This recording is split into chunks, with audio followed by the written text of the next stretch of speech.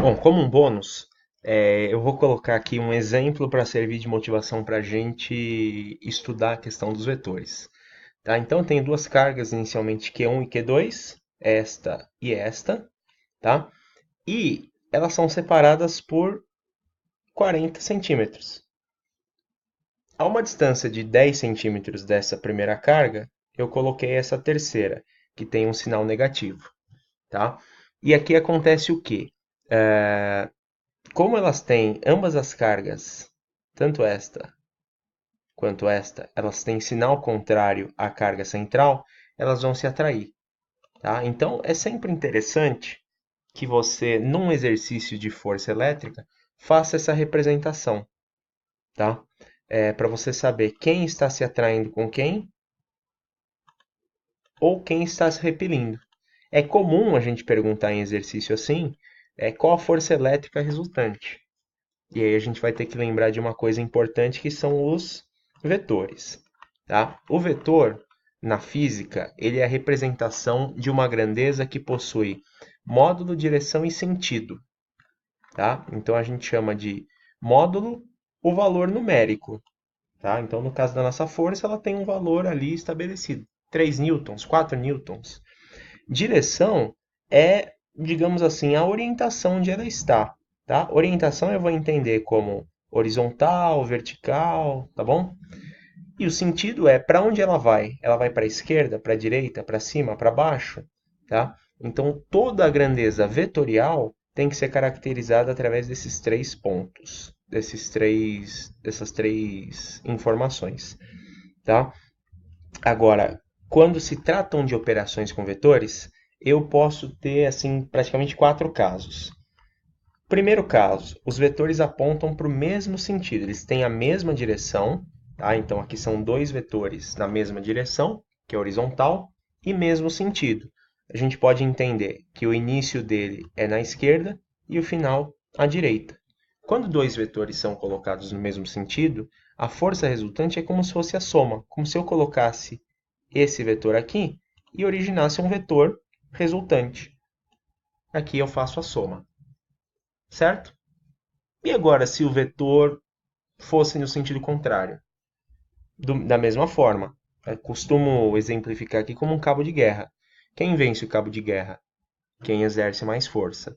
Então aqui eu tenho uma força A vindo para a direita e uma força B vindo para a esquerda.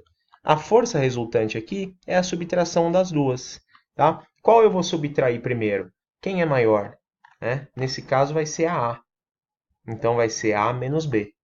No nosso exemplo aqui, o que eu teria que fazer? Tenho que calcular a força da carga 1 para a carga 3, que é a chamada F de 1 para 3, e calcular a força de F 2 para F3, que eu chamei de F23. Como você vai fazer a resultante aqui? Você vai subtrair um do outro. O valor que der maior, você subtrai do menor. Tem alguns outros casos, né, onde os vetores eles não são na mesma direção. Tá? Nesse caso aqui, são vetores perpendiculares.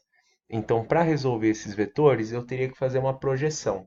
Então, eu projetaria esse lado para cá e projetaria isso daqui para cá.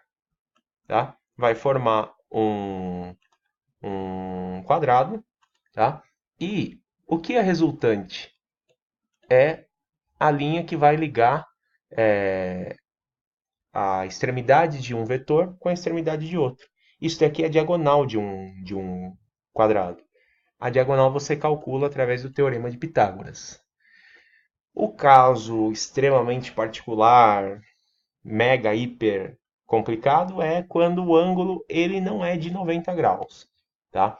Que aí a gente vai cair na famosa lei do paralelogramo. Paralelogramo. O que quer dizer isso aqui? Quando os vetores não têm direções definidas, tá? Eles são com um ângulo menor que 90, a gente vai fazer a projeção do mesmo jeito. Então, esse lado eu vou projetar para cá e esse lado eu vou projetar para cá. Parece um quadrado, não é? Parece, mas é um quadrado, digamos assim, em itálico. Ele fica meio tortinho. Isso daqui é chamado de paralelogramo. Para você calcular, digamos assim, a diagonal, né, usando esse termo meio grosseiro, diagonal de um paralelogramo, você faria através da fórmula aqui, ó, onde R é a força resultante, R ao quadrado é igual ao vetor A ao quadrado mais o vetor B ao quadrado mais duas vezes o primeiro vezes o segundo vezes o cosseno do ângulo formado aqui, ó, nesse pedaço. Tá? Então, isso aqui é uma situação muito particular, onde você pode ter forças em direções diferentes. Você calcularia a resultante dessa maneira, tá? Depois teria que tirar a raiz desses números aqui, tá?